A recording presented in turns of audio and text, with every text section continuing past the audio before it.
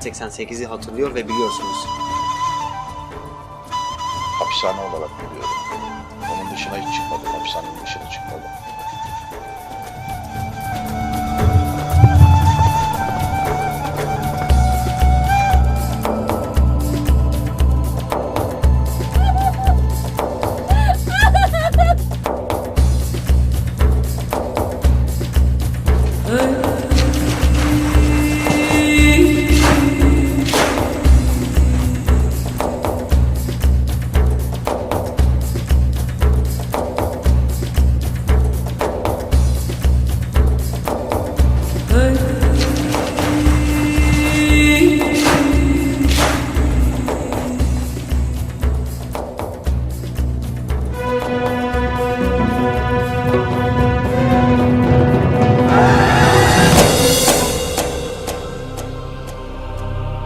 Tevrat, Zabur, İncil, o Kur'an, dikeceğim Portekiz'de adını bir sandık.